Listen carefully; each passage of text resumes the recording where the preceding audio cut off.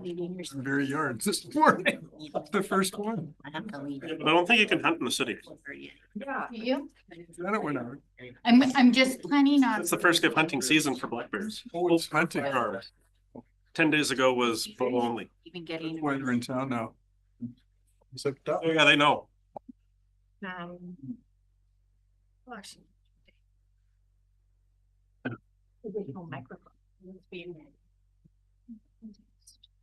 Yeah, those bears know the date. Hmm.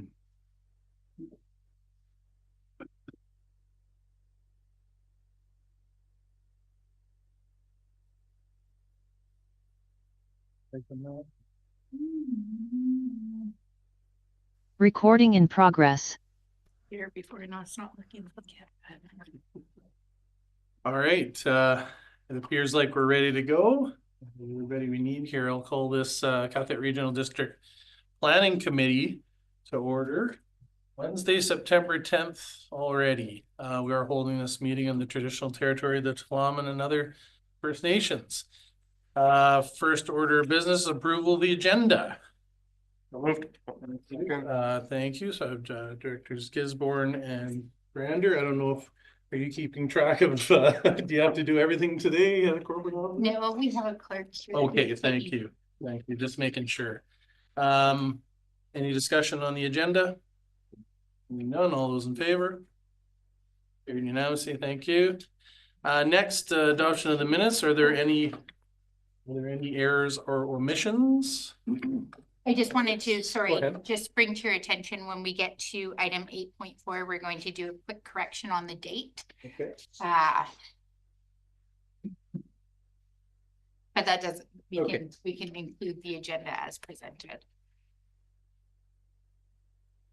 All right, very good. Thank you. That's one of our errors, I guess. All right, can I have somebody move that? Director Gisborne, seconded by Director Brander. Any discussion? Those in favor? Carried unanimously. Thank you. We do have a delegation, Mr. Rogers from Polaris Land Surveying. And Jim, Agius, sorry, I saw, so I'm reading further here. So regarding provincial referral for 15 lot strata subdivisions, a couple of them. Welcome. I think you fellas know the drill here. We usually give 10 minutes. You're usually very efficient about that. So yeah, so we've, yes, that is an understatement. Anyway, this is there are two applications that everyone's familiar with. We've sat in these same seats numerous times. Some new stuff. Some new stuff. So over the last few months, we've been working with the QRD staff and quite a bit, just come back and forth with the endeavor to get a concept that can get us across this next hurdle so we can get on with the development. So really we're here. I see that we have both the previous concept and the current concept, or vice versa. Yeah. Current concept is on the left. Concept is on the left again. Consistency, I like that as a mantra. These are the results of the discussions that we've had. So they're pretty self-explanatory. Really, we're here just to answer any questions that anyone has or may have. Okay, well, we appreciated the maps as well before the meeting. So maybe if you don't, Jim, anything you'd like to say? I just want to add that apologies in advance. I have to leave by 5:30. Okay, so we better get to it. Okay, directors, do we have any questions regarding the applications? Director Gisborne? I don't think we'll be till 5:30. So my question is on the two parcel or the two maps. The one on the left is the current proposed one with the parkland dedication by Sonberg Lane, and then on the right has the parkland dedication on the other side of Lane Creek. I noticed on the one on the left, it's a new parcel rather than parkland, and that is essentially the same size and coverage of what the parkland on the original proposal was. Is that correct? Yeah. And so I guess my follow-up question is, because I know people are going to ask me about this, if the regional district wanted to get like more parkland should we use the map on the left and have that parcel on the by Lang Creek as a potential additional parkland option, though I think that would that 5%. I guess that's my follow-up question. Would that be something as a possibility to potentially consider? I know we're speaking in hypotheticals. Yeah. Okay. And then okay, I guess that's one more for the committee. My follow-up question is, I know my eyes aren't that good. There's that red strip that goes down water. There's a parcel to the right-hand side of it. It's connected with a very narrow strip going all the way up to Highway 101. I presume that's to meet the minimum parcel size of the 1 hectare. This Red too. Oh, The existing trail, isn't it? this yeah, one right and there. this one? Yeah, and that's the same parcel, right? Same parcel, yeah. And that little strip of land is to meet the Minimum lot minimum lot size. size. Okay. All those parcels are hooked across. Okay, That's that's not all take out 1, 2, strata lots 1 through 3 are not hooked. And the remainder are hooked across the strata road. okay. And then, so that answers all my questions for that plan. And then, this one, I see the major difference is, sorry, I ate my cookie too fast.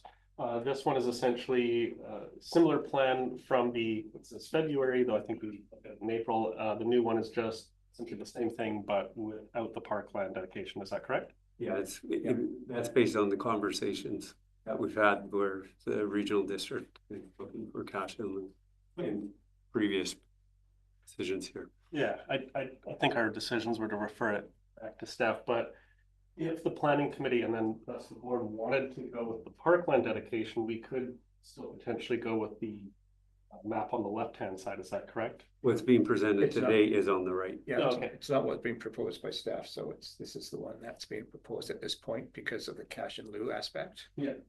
So that one would more than likely, it's hard to say because you have to go through appraisal, but more than likely would not result in any cash in lieu. Yeah, absolutely. And that's my understanding is the regional district can't get parkland and then get the cash in lieu. You can kind of do a combination of both if there's an insufficient amount. But yeah, that's my understanding. So if for some reason the planning committee wanted to go the other way, we would have to waive the cash in lieu as that option. You can also go the other way where the local government can provide cash to get extra parkland. Oh, It's very flexible. I like that. Okay, that's all the questions from me, Chair. Other questions? Director Elliott? Oh, sure, Director Elliott. Thank you. I'm not on the planning committee, but I get to monitor and ask questions, but not vote. And not vote, and the chair always lets me ask questions, so I appreciate that.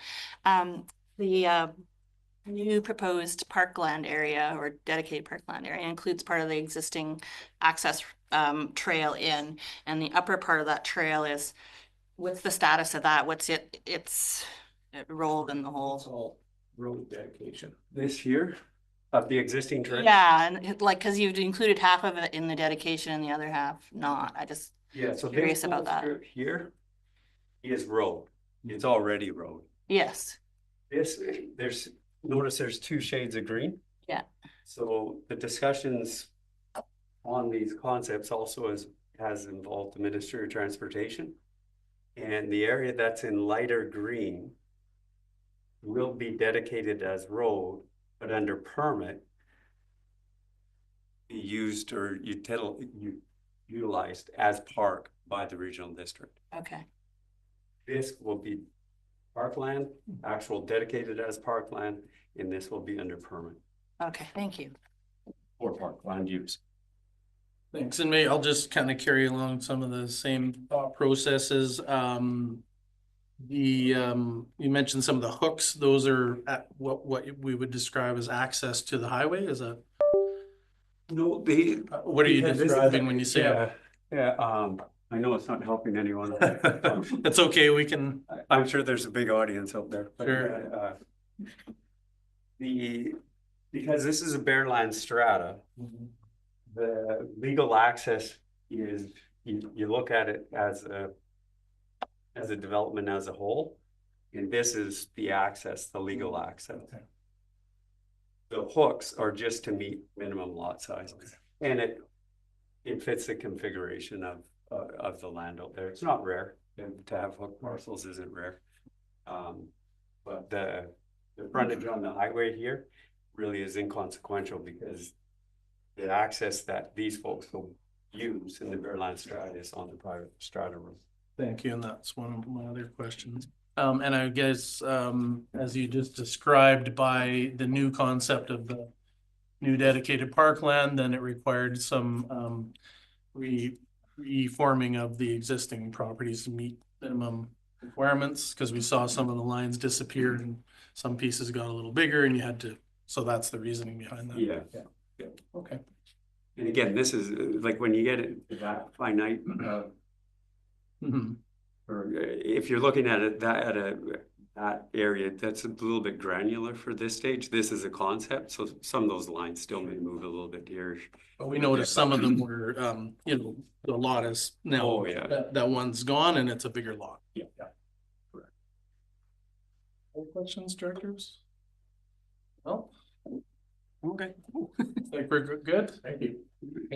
Thank you. We'll be addressing this a bit later. And now any unregistered delegations or inquiries?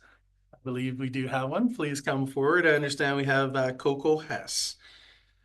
Hess, maybe you just introduce yourself and what? Usually give directors, I'm gonna ask we can give up to 10 minutes. Looks like we're doing well today for time, so we have up to 10 minutes and then some questions. And I'll take that. Great. Hi, Thanks.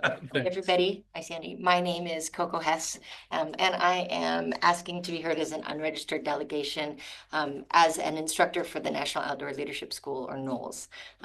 I found out this weekend that NOLS has been in the media, and I'm sure many of you are aware that there's been some social media hubbub about the school. And so I'm here not as an official representative of the school. I have been in contact with the school and they've let me know that this is going on, but I live in Area A in this region, and I feel passionate about the work that I have done for NOLS over the last 20 years. And so I just wanted to be here as a member of NOLS to counter maybe some of the misinformation that has been being said about our school. And so I thought I would just speak for just a few quick moments to address some of the things that I had an opportunity to read online. One of which is that NOLS is a US-based corporation funding US military and corporate clients. And I just want to speak to the fact that most of the students that I've ever worked with in the last 20 years range in age from 16 to 26. They're usually high school, gap year, college students.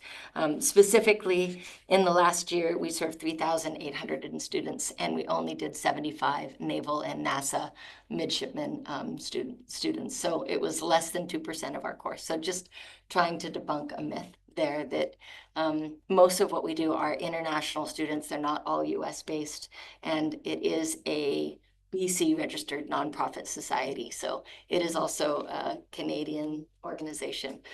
I really do understand the concerns from the representatives on Texada and Lasqueti, because the optics are, it's US, it's, and obviously all of us, I'm a Canadian citizen, have all of the reasons to be disgruntled. So I'll just leave it at that. The other thing that I heard was some concerns about leave no trace, and NOLS has an ethic. We actually started in 1965 and promote leave no trace in everything that we do. I have been a sailing instructor for the school for 20 years. I'm not a sea kayak instructor, but I can't speak to that. But I have been a sea kayak instructor in Alaska and in Mexico. I have sailed this coast of BC from Sydney to the Broughton's, and I know that everything that we do is to protect wilderness spaces. And so I wanted to just speak to that.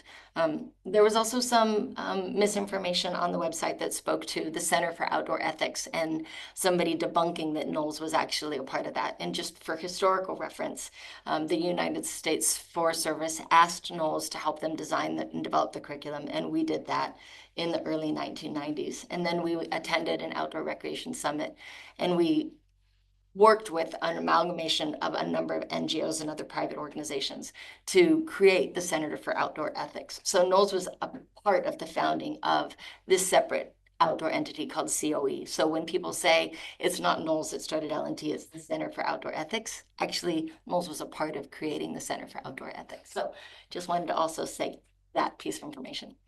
And also, I wasn't sure if there would be other unregistered delegations here countering this. So you may or may not have any questions from me, but I just wanted to make sure that I, as a solely Knowles instructor, there are actually, amazingly, 5 Knowles instructors that live in the Cathet region, which is striking for such a small population. But I wanted to just be here to be able to answer any questions if you had any concerns, and also to listen and hear the Texada and Lasqueti residents' concerns and what they have, because I also live in a little off-grid homestead waterfront, and I want to protect wilderness spaces as much as anybody. I think that's all I had to say. Do you have any questions for me? I think we will. So, no, well, we'll let maybe Director McCormick. Sandy. Yeah, Director go ahead. McCormick, please. Thank you. And I represent Texada, and I appreciate you being here because, yes, I'm aware of all of the concerns that have been raised both with me and in social media regarding Knowles and its work. I'm just wondering, how long have you been working for them? I started in 2005, so 20 years. Okay, and you're still conducting sailing classes, or? I would be, unfortunately, I had to retire due to physical disability.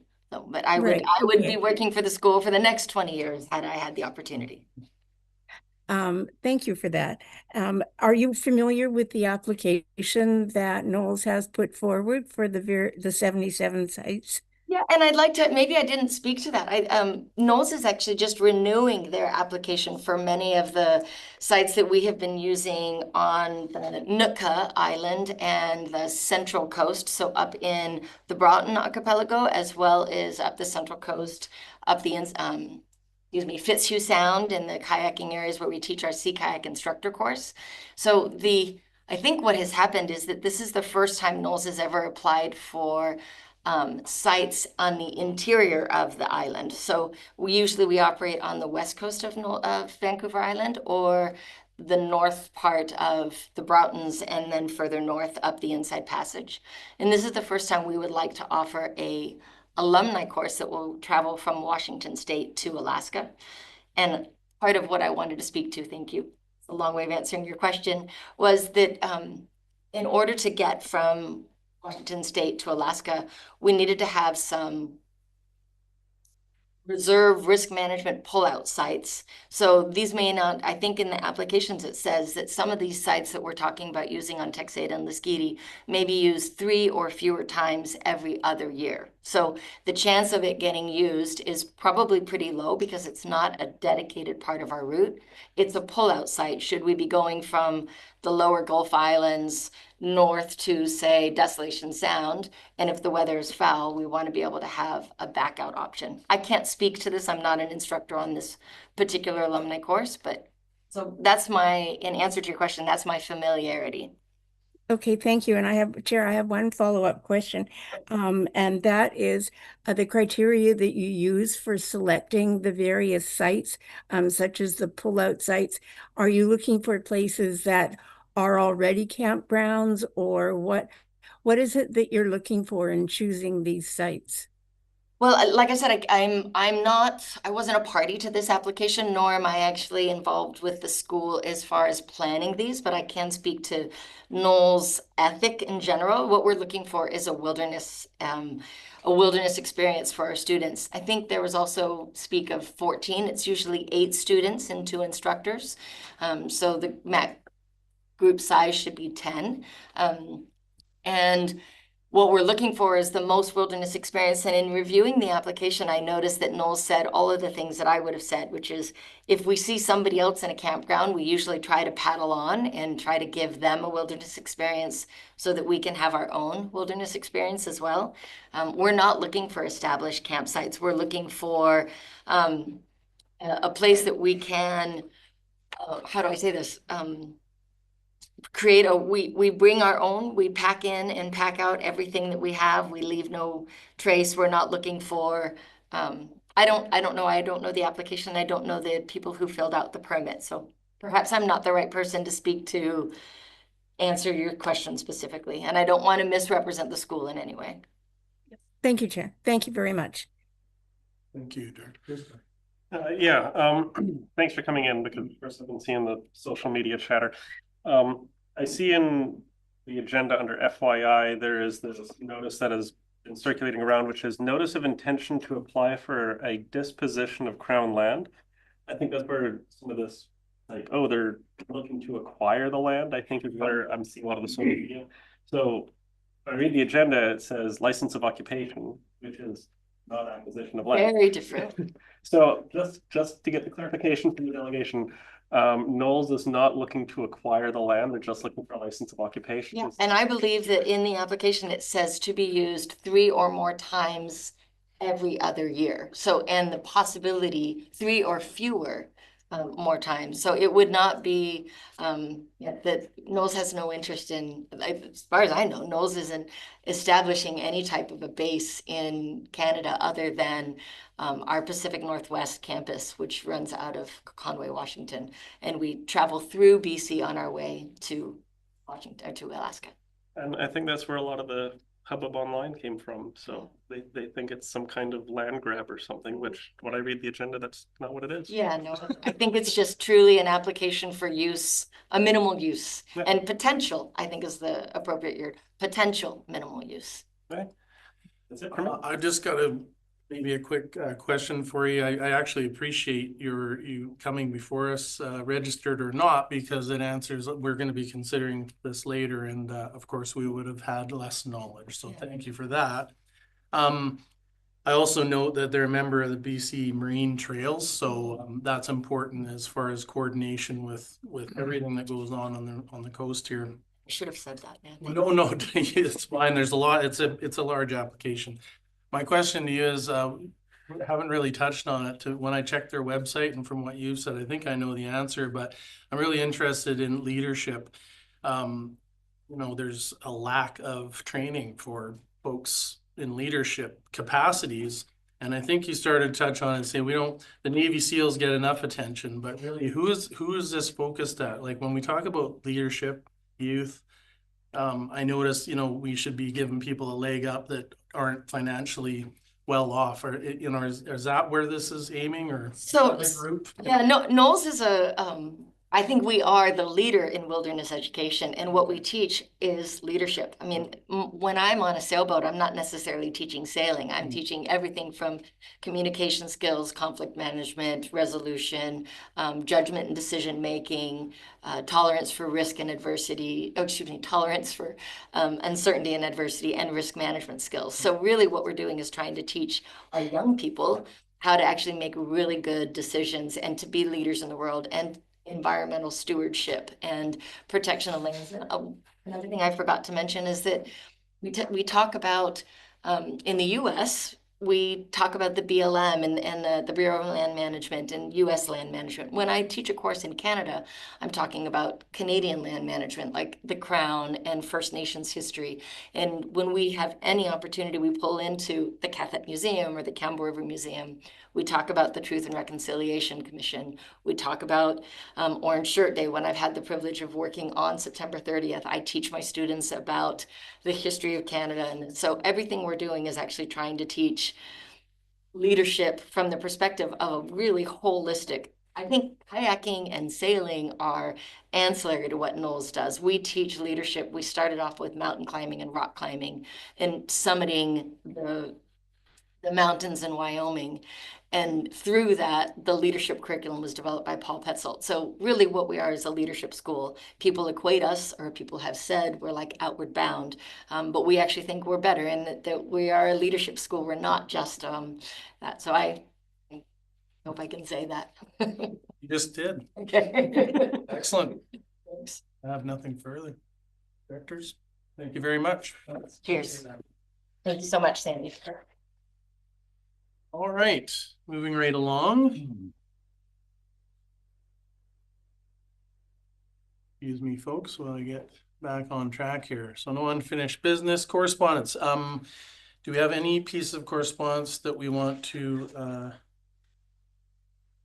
remove? It's all in your area, Chair. I know.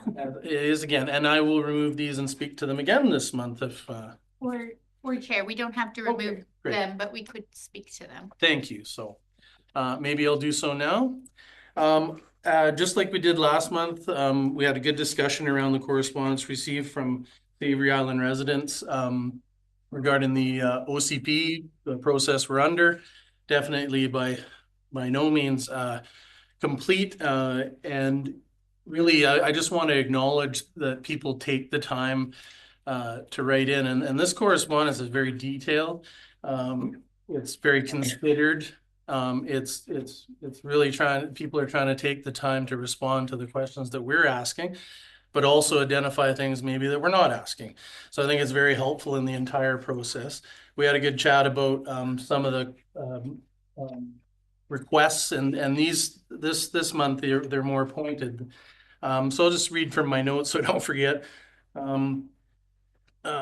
There's a couple of requests that refer to the petition that's been circulated on the island. So they took, a group took the effort to identify, that there's more consultation needed basically, and more face-to-face. I wrote it down, right? Face-to-face, in-person, real-life public meetings. Pretty clear. A lot of people signed it. Some people didn't want to sign, but still conveyed the same message. So again, to me, that's very clear. Along with that goes the timeline and where we are in that plan. And I thought maybe it'd be a good chance for all of us to hear from our staff. It's been a little while since the last. Where are we at with the timeline? So if I could ask Ms. Rodden, we even have a chance to display it on the screen for folks who may be watching. I think we tried to do that. So we'll pop that up, Ms. Rodden. Thank you, the chair. Yeah, I'm happy to provide an update on where we're at. And I have to say that the planning team, staff, and the consultant are really thrilled with the amount of engagement that has been happening with Savary Island. So we're like midway through the process, and the key directions workbook or discussion book that we sent out by mail and had available on the island and online, that's been received widely, and it has encouraged discussion. And so you can see from the submissions on correspondences on this month's agenda, there's very considered, detailed feedback, and that's what we want. That is exactly what we want. That's what this phase 3 is about. And there's a lot of emphasis on a longer process, and we've said consistently throughout the process that we are amenable to amending the process as it goes on. And while we thought at the beginning it would take a year for this project to play out, we've already extended it by 6 months. We added more engagement events during phase 2 and phase 3. And I think we can easily build in more engagement to phase 4. The planning team is not, we don't see a value in lengthening phase 3. Because when you look at the process graphic and you look at all the activities, we've done everything in there except for the final deliverable for this phase, which is a what we heard report that's going to synthesize everything we heard through the survey and the engagement events. And I think it's important to recognize that we've had 496 people complete the survey. So that's almost half the property owners on Savary Island, which is amazing, because you would never get that in another community, that level of participation. And we had over 100 people at the in-person events on the island in July. We had 70 people attend the online session in early August. We've been receiving all these emails. Some of them are making it to the planning committee agenda. Others are just coming to staff, but or myself. Yeah, but our what we heard report is going to synthesize all of that. And the other thing we're planning, and there is money in the budget for, is to host 2 webinars. We're going to have one with the Tetra Tech engineer that that authored the slope hazard study. And we will advertise that in advance. People can attend, people can ask questions, because the planning team doesn't have expertise in that and can't answer those technical questions that people are asking answers for. And we're also going to organize a webinar with the hydrogeologist that did the groundwater study. And we'll be able to answer those technical questions, like what is the carrying capacity of the aquifer, and some of the more technical questions that are coming from the committee. So we're going to add those webinars, and we can build out more engagement in phase 4. It could include a town hall, you know, and we're going to be building the budget for next year. So that's kind of where staff are sitting at right now.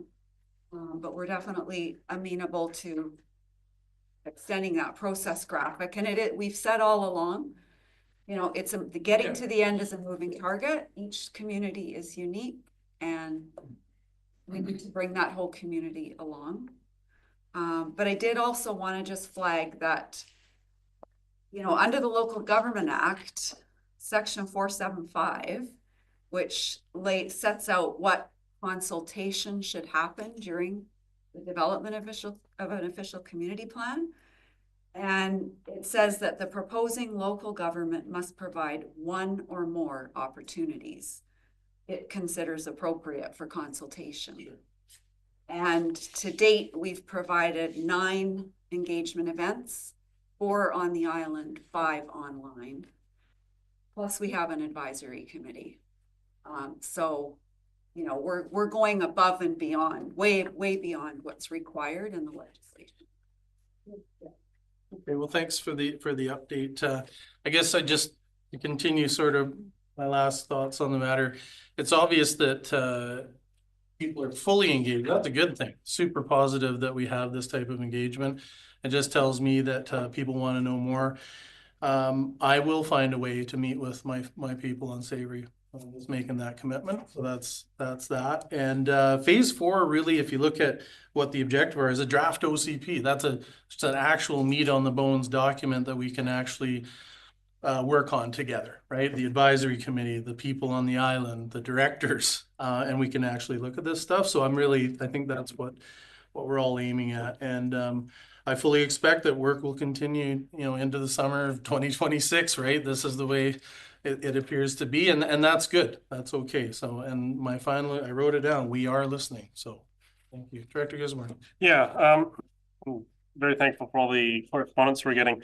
I think when we get into phase 4, once we actually have a draft OCP, because that's where, you know, when we're in that early phase of OCP development, it's very nebulous. So folks kind of, you know, they're kind of speculating what's going to actually be in the document. But once we actually have a draft OCP, that's, I think, when people can start nailing down parts that are, you know, that they support or parts that they are objectionable to. And then that's where, you know, who knows, maybe we get a draft OCP and everyone in Savary goes, hey, this is great, we're happy, just adopt it, which is very unlikely. But let's think positive. And then I noticed in the document, you know, phase 5 approval process, fall, winter 2025. I heard you just say 2026 summer, which, you know, how the culture is on Savary, we're a lot of summer folks. I think that might actually be a bit more in alignment, but I think phase 3 is moving along. And then I think once we get into phase 4 and we actually get a draft OCP, that's where maybe the project might want to slow down based on public feedback. My follow-up kind of question on this is, I know that after Savary Island's OCP is concluded, I think it's in Area B and Area C that are looking to have their OCPs process start up, all that kind of fun stuff. And I'm just wondering if we do, you know, slow down phase 4 and 5, does that slow down the beginning of like a south of town OCP process? Can we do 2, like finishing up 1 and starting? Through the chair, though, right? Through the chair. And I think I understand your question, and you know, I'm not going to try to speak for staff because we haven't discussed workflow, right? And that's what we have to be fair to them. But my intuition tells me that if we slow down in one area, then we can pick up work in the other. That's what most mature businesses do. And that makes sense to me. So I would expect the same and you know, when we get to that point of this next document will be very informative of what we heard, right? And I did want to also mention that I again give credit to our staff for continually updating the frequently asked question page, which really answers some of those specific things that we can answer. Some of them are too technical for us, but that's good. So I hope that, you know, I appreciate what you're saying, and So we got to get the work done. So through the chair, Mhm. is that something that might show up in the budget for next year for Area B's OCP? Yeah, I don't know if staff are prepared to answer budgetary, but I think that's for us to take away and make happen. So I appreciate any work you want to do on that. Okay. Okay. I think we've had a good discussion. Any other questions with the brands? No. We'll move along here. So we're into reports. 8.1, we have license of occupation for commercial recreation purpose. We just heard our delegation on this, Director McCormick. And second. Thank you. Thank you, Chair. And I'm asking for permission to ask a couple of questions prior to any motions being made. Is that okay? Please do. Okay. So these are questions of staff. And I guess my first one is, when we get referrals from the province like this one, are we only allowed to comment on land use, or can other factors be taken into account when providing our comments to the province? Good question, such as things from the OCP. Ms. Rodden, do you have any comments? Through the chair, in the legislative section of the report, you know, it describes that the province refers the application to local government to determine whether it's consistent with local government bylaws. And so the staff report has reviewed the application and is reporting that the application is consistent with the Texada Island Community Plan, resource and economic development policies, and it is consistent with the bylaw 90. Right. That wasn't exactly my question. And yes, I can see why the interpretation could be made, that it is consistent. But I'm just curious, when providing our comments to the province, are we allowed to comment on anything other than land use bylaws? Ms. Rodden, Is there a piece of legislation that says what it is that we can comment on or defines it? Yeah, Ms. Rodden, is it defined or is it a open forum? Through the chair, no, it's not defined. However, the board can make a recommendation that's beyond what staff. We've reviewed it in light of regional district bylaws. If you have other comments that you want to pass on to the province, you have the discretion to do that. But what the province does with it, we have no control over that. Okay, thank you. Another question I have is regarding one of the locations on Texada, Grills Point. That's privately owned by the one of the quarries. Does the province have authority to provide a license of occupation on privately owned land? Ms. Roberts has her They hand. do on Crown land, Sure. but privately owned land? Let's hear the answer, Ms. Roberts. Through the chair, so in that case, the license of occupation would only apply to the foreshore area, which is Crown land. If Knowles did want to use the private land, that would have to be an agreement between them and the private landowner. And that's something that the ministry would have to consider as the approving authority. Director McCormick, you heard foreshore. Yes? Yes, up to the foreshore, but if they're going to be, foreshore is where the high tide line is. And that usually defines where private property ends and public property begins, is the high tide line.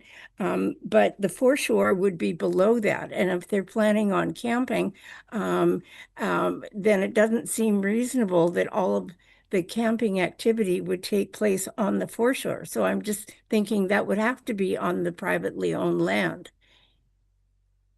So they still would need permission from the landowner. Is that correct? Yeah, that's what I was just gonna say. I'm not sure there's an agreement with Knowles and the property owner, but that would have to exist, Ms. Rob. Thank you through the chair. I'm not aware. I don't know. That's like between them. Not on the application. Okay. And Chair, that actually leads to my next question, if I may. Sure. And that is, there was an advertisement, this is kind of it right there, that I only saw because it was posted on the Texada message board on Facebook. I didn't see where it appeared in actual print, and I'm wondering if staff has any idea. Did it appear anywhere in the Cathett region? Do we know? Any idea, staff, about public notice in this application? Let's give us a moment here. Yeah. Through the chair, I'm not entirely sure, but the FYI item, the first FYI item, looks to be a notice in the Powell River Peak. It's probably appearing. But I can't say for certain. Director McCormick, did you hear that? I think is that the one you're showing us, the in the FYI, the notice in the Powell River Peak? Notice of intention to apply for disposition of Crown land. Yeah. So that is in our FYI here as well, but we're not sure any other information there. Okay, so we're not sure where it was, because certainly, consultation and the lack of consultation regarding this application is what's mostly a concern for the people of Texada.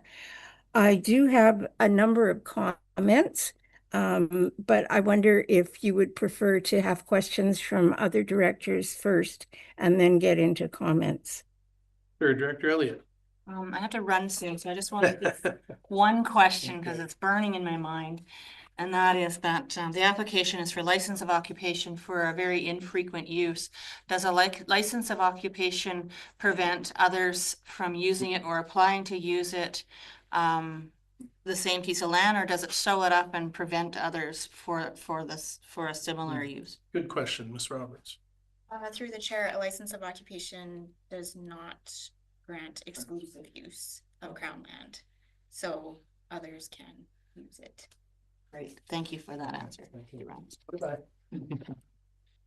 I don't see Director Gisborne. Go ahead. Yeah, Director, back to you. Yeah, Director McCormick referenced private land, and I'm just wondering, because there's two sites here, I'm just wondering which site she's in reference to, 29 or 28. Can you help us with that, Director McCormick? Is it site 28 or 29 in our report? I'm not sure which one it is. Page 6 or 7. It's Grills Point. Well, there it is. So that's page 7, 29. Okay, yeah. Okay. May I carry on or? Go ahead. Yeah, that's okay. Thank you. I have one more question. Neither of the sites on Texada are currently used for camping. Certainly the site owned by the mine isn't being used, and I don't know of anyone who is camping at Favita Point either.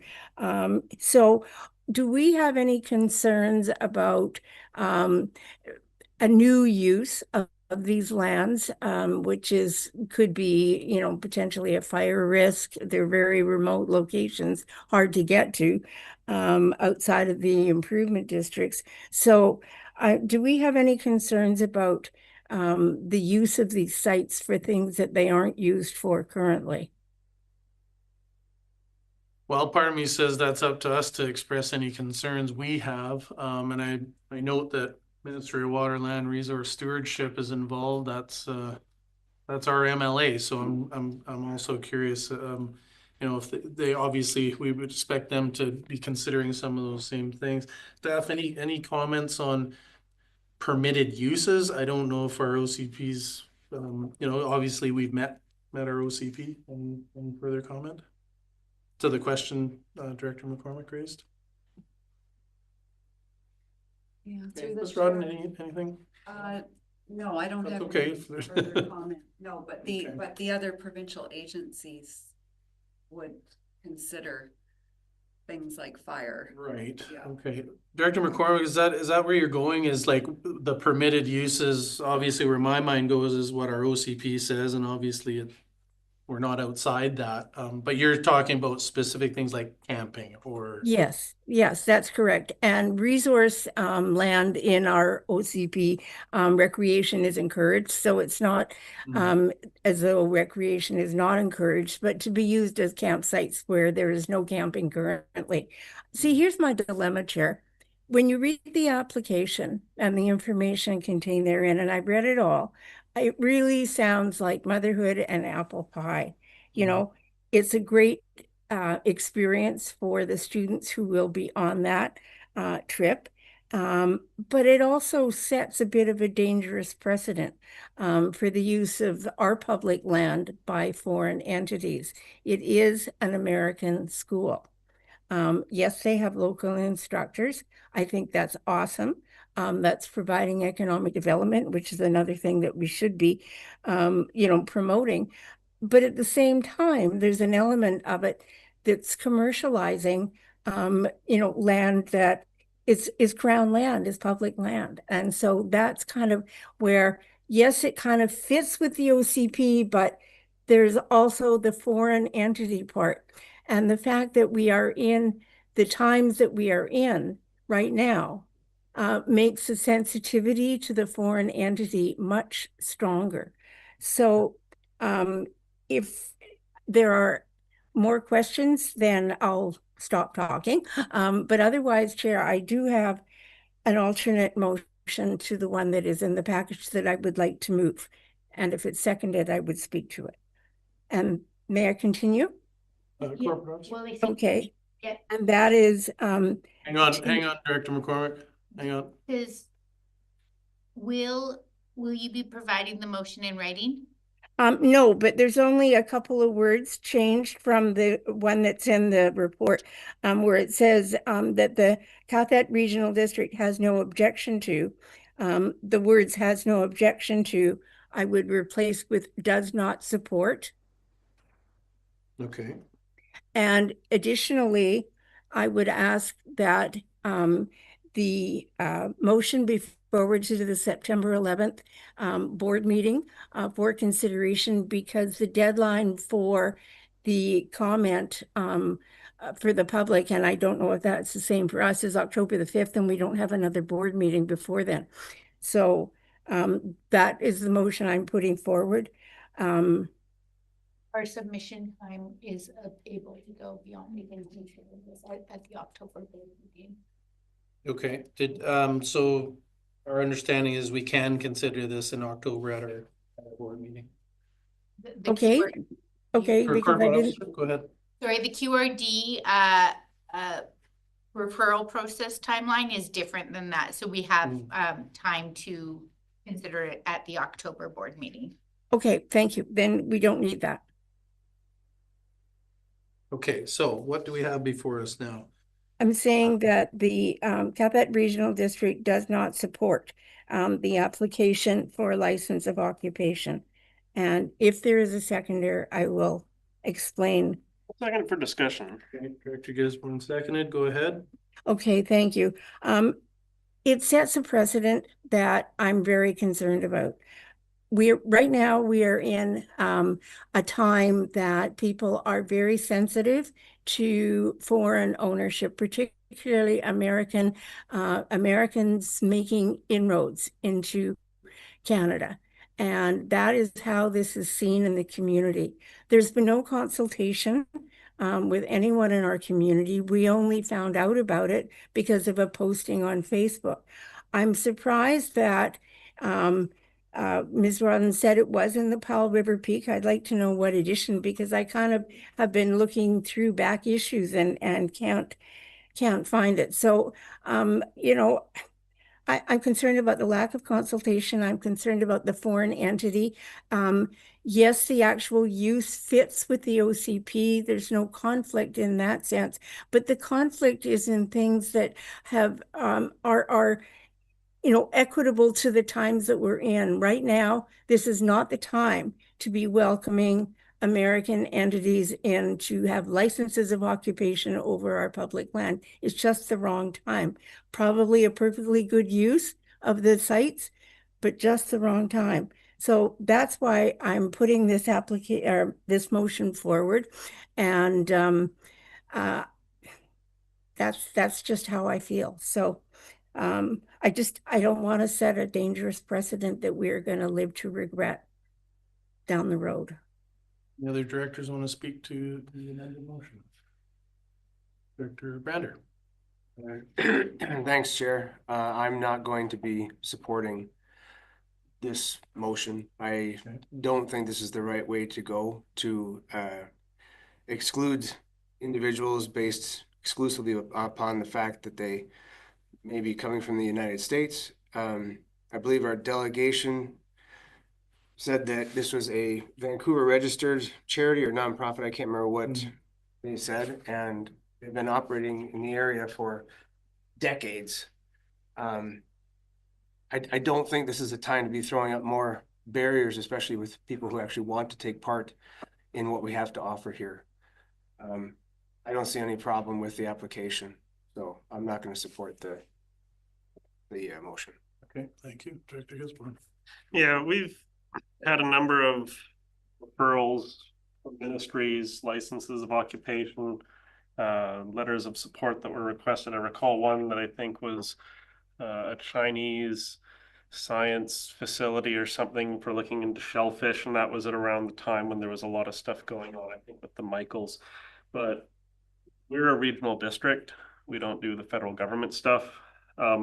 With what's happening south of the border is concerning, but I kind of refer to it, a lot of people, like it's kind of a domestic dispute and we're the neighbors. And, you know, when the neighbors are having a domestic dispute, you kind of stay out of it. But if the kids want to come over and, you know, play in the pool to get away from it, that's, you know, that's what a neighborly thing is to do.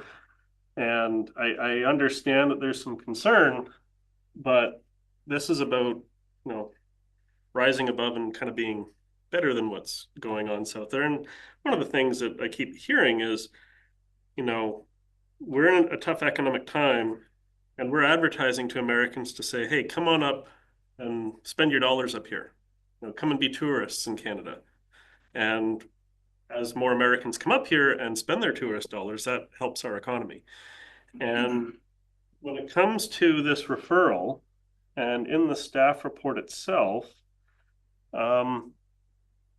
as part of the Crown land tenure application process, the ministry refers applications to affected local governments to determine if the application complies with local land use bylaws.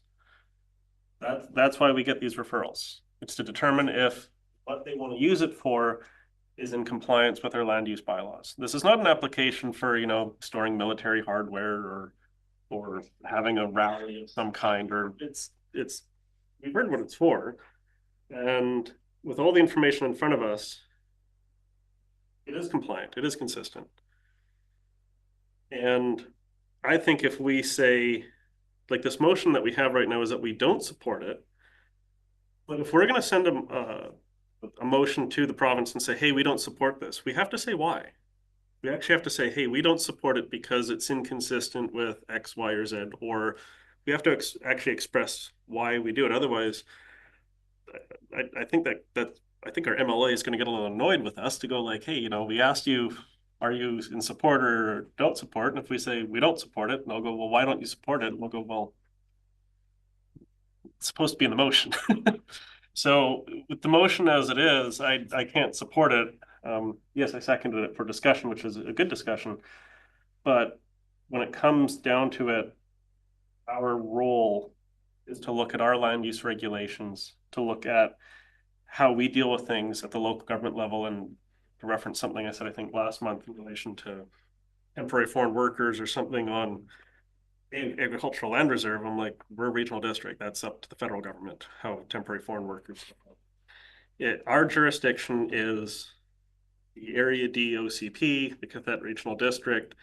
And with what's going on at the federal level, I'm sorry, I don't get paid enough to deal with that. So thank you, Chair. Thanks. Maybe I'll just add my comments. Just a question to staff. It's probably in the report, but this group has been using these sites historically already, and this is a reapplication. Ms. Roberts, just refresh us on that one. Through the chair, so my understanding is that it is a renewal of a license of occupation. However, now they have to list out all of the sites, whereas before they could apply just for a blanket zone. Okay. My understanding is that the sites on Texada are new, that they haven't used. Thank you. Yeah. So I just wanted to make sure of that. I guess what I would say is I'm not in favor of the amended motion, but I totally get it. I mean, I empathize with people on Texada. I think there may be another way to get there. I do think because I want to call them walrus, but water, land, and resource stewardship really owns this, and those things we're concerned about, we talked about before, need to be in place. That angst we're all feeling about you know, our southern neighbors, I think we need to this is about leadership in many ways. We can show leadership by not punishing people who actually want to become better. So altruistically, like if I think about what the objectives are, I want to support that. I think that it's licenses of occupation. We have people out there that aren't asking for that. They're just going and doing it. And so part of me says, okay, well, they're actually following the process, and we're learning about it. I learned a lot. And people are learning a lot in the community. They might be off track, but I think now we have an opportunity to educate them. And I think the objectives of this group resonate with people. They do with me. So I'd like to find another way to speak to the people at Texada about it, or, you know, or whatever it may be. And it does accomplish, you know, what we're allowed to decide upon. The OCP is very much has been accomplished. So I think it's a bit of an overreach for us to try to tackle that other beast. So yes, Director McCormick, round two. Thank you. Yeah, and if I might close on this, just to say that yes, our role is to compare it with the OCP, and I think, you know, we've had that discussion. It doesn't conflict with the OCP. What it conflicts with is the values of the people who live on Texada, who feel that we should not be encouraging Americans to make inroads into Canadian public land at this time. It doesn't mean forever. It just means right now. That is the feeling. So, you know, I know that many people will agree with me and feel that it is setting a dangerous precedent if we decide to support the license of occupation. However, like I said, I'm torn because I know it fits the OCP, but there's that other side of it. And part of our role too is to advocate, you know, to senior governments and make our positions known to senior governments, how we feel about things. So I don't see this as being outside of our realm of commentary. So I'll close at that point. Thank you, Chair. Okay. Being no further hands, we'll put this amended motion to not support the application to a vote. All those in favor? Director McCormick in favor. All those opposed? 3 opposed. The motion is defeated. So that brings us back to the main motion. Director Brander. I'll make I move the recommendation Okay. in the package. Seconder, Director Gisborne, seconded. Discussion. Director Gisborne. I know we've had lots of discussion already. One of the things that it reminds me of is the role between regional districts, provincial government, and federal government. Most of you know my mom was a customs officer. One of the things I always heard from her was Canada has a whole bunch of treaties with the United States for non-restricted or non-discriminatory transit through Canada between the United States and Alaska. It's one of those things that Ottawa always likes to go on about with the States, and then they kind of forget that, oh yeah, the United States and Canada has a lot of international agreements going back to the Second World War for access for Americans to get from the United States to Alaska. And this application complies with our rules. And I think if we really stray beyond that, even if we want to, with all those other political reasons, I don't have access to all those treaties and agreements that, that interestingly enough, when I did look at them years ago, it was actually like between the Canadian government and the US military. So that's kind of where I'm sitting on this. It's compliant with all of our rules. So Thank you. up to the feds. Director McCormick, I saw your hand. Yeah, thank you, Chair. And ironically, I will support this motion because I do want to see us make comment, but I just want to say that we do have to be judicious about how we support things, and we can't just willy-nilly support everything because, oh yeah, it fits there, so check mark. We have to consider all of the aspects regarding these applications and their impact on the community. So that's why I put forward the motion that I did and why I still feel very torn about this application. You know, it's yeah, it's been a real conundrum. Anyway, thank you. I understand. Any other comments? I think we've all said our piece, so we'll put the matter to a vote. All those in favor? That's carried unanimously. Thanks. Appreciate the discussion. Okay, moving right along. 8.2 is an application for mountain bike trails in Duck Lake area, electoral area C. We have a recommendation for no objection. Director Brent. I'll move that recommendation. Okay, Director Gisborne seconding. Discussion. Director Brander. I just love to see more advancement being made in the area and the mountain biking. I think it brings a lot of people to the community, so I think it's very positive to do. Gisborne, any comments? I would just add to that just I do a lot of traveling for work. I'm on the ferries a lot, and what do I see? Mountain bikes, mountain bikes, mountain bikes. So it is a growing thing. And that area, if you look at the map, it's full of mountain bikers and trail riders and horses and stuff. So it adds to the benefit for the area. So I think it's great. Any other comments? Okay, we'll put it to the vote. All those in favor? That's carried unanimously. Thank you. Sorry. So now we're on to 8.3. This is as we had the delegation before and some questions around the fifth. This is one of two, the 15 lot Bearland Strata 1480 electoral area C. Director Brander. I'd like to move the recommendation. Okay, seconded. Director Gisborne, discussion. Director Brander.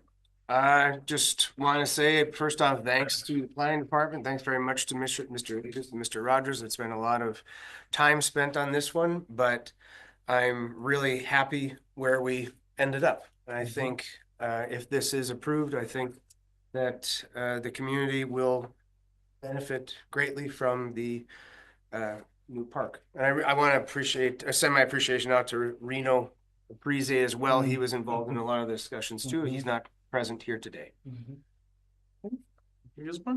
Yeah, I always like to see more parkland. As you know, this is a little less, but I think the location will be quite valuable to the regional district and the community because there's already a ton of folks that go down there and use Mahoods. And I believe one of the concerns I expressed in the past was, when you get a lot of members of the public going down and using a beach, and then next thing you know, there's some development, you can sometimes run into some conflicts between the people that use the beach and the people that have the private land, especially when it comes to where they park and the toiletries and all those other kind of things. Toiletries is a later discussion if we actually do get the parcel, but this actually I see as an opportunity for in the future to avoid some conflicts, because sometimes people go like, hey, someone's dumping on my front lawn, and in the regional district make a park and we go, we have no land, but with this we would have the land. So I'm in support. I'll add my voice here in support. Do appreciate it. It's a ton of work to go back and forth, and there's a cost to that. So appreciate that. As well as it appears there's a pretty good balance between obtaining some valuable location of parkland, because I grew up out there, and that is like near and dear to all of us. So we don't have to belabor that point. But it also strikes, there's some cash there for the other area that wasn't really as attractive. And then it really actually helps define for me on the other side of the bay there, some of the other uses that are going on in that area that we talked about on the last presentation. So it helps to clarify that. So I'm in support. Director Brenner? I just wanted to add one more thing in case people didn't recognize it. Because it does not include the area on the other side of the estuary anymore. The developers determined that it was possible to put some housing in there. And I think this is an extra bonus because it could bring some housing to the community, and there still is a substantial public access point to the estuary. So I think it's a real win-win. Yeah, thanks for illustrating. That's kind of what I meant. It really actually helps to define what we can and can't do in that area. It was a little bit fuzzy before for me, so thank you. Any other discussion? All right, we'll move the recommendation. All those in favor? That's carried unanimously. Thank you. Move to 8.4, and I was told there's a date correction. Where is it? That's August 6th, correct? That's correct. Yeah, in the first paragraph of the recommendation. Okay, so everybody understand. Director Brander? Again, I happily move this recommendation as well. Okay, and seconded by Director Gisborne. Discussion. Brander? I just make a couple of quick maps are over here on this side. There originally was some discussion about the area behind the salmon hatchery, but accessibility issues were challenging. And even though it was discussed back and forth at different points, I think in many ways the developers saw a value in not promoting this as parkland. So our initial desire was to have it cash in lieu, and we're back to that initial concept. And then, as you mentioned, the chair mentioned that having that cash in lieu gives us some freedom to develop the community park, potential bring in the toiletries like Director Gisborne was saying. And I think, again, it's going to be a great asset for the community. So I highly support it. Yep. Any other comments, Director Gisborne? Yeah, I remember the discussion from April or May, one of the two. Like a while ago, yeah. Yeah, and I recall that we referred it to staff and then we postponed it. And my thoughts were, I prefer the parkland over not parkland. One of them is it's in the official community plan. And the other is, if you take a look at, what is it, proposed, I can't even read it. The one that's closest to the hatchery, it's kind of like there's a water thing that kind of goes around it.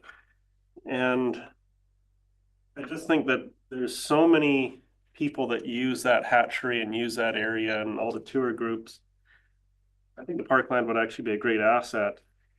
But I think I'm going to get outvoted on this if I was to try and go the other way. But that being said, I see the benefits of both, and I don't want to hold up this development. I would prefer to go with accepting the parkland rather than the cash. I might vote against it, but I'm kind of torn. It's like I want to see this go forward, but at the same time, I'm a big fan of getting land over money, especially in that location. I can understand on the previous one for the 15-lot subdivision, better location was over on the other side. And on this one, around that Lion Creek estuary and kind of going up the creek, it's pretty nice. That being said, if it all does become private land up there, it's a great place to hunt. All right, I appreciate the comments. I'm in support of this recommendation as well. It's pretty obvious that some of the setback considerations along the creek are obvious for many reasons, and so I think, like I said before, it's a good balance, so I'm in support. Any other comments? Okay, put it to a vote. All those in favor? Okay, that's unanimous. Thank you. And we've made your timing point, so that's good. All right. No, 2 minutes left. No new business. We do have a question period. So do we have Mr. Galinsky? Galinsky from the Peak here, Chair. Thank you very much for the opportunity. I didn't catch the name of the unregistered delegation, and I'm hoping the corporate officer can help me with that. Well, I can help you. It's Miss Hess. Is it H-E-S-S? H-E-S-S. Good evening, Paul. It's Coco, C-O-C-O-H-E-S-S. Oh, perfect. Thank you very much. I heard from the source. That's very helpful. So thank you very much, Chair. That was my question for today. Great, and we should offer any opportunity for questions now that we've been through the meeting. They're supposed to be germane to the topics of the meeting. Thank you. Okay, great. No proposed in-camera session. We are adjourned. Thanks, everybody. Boom, boom. Good work, you guys. Looking forward to it.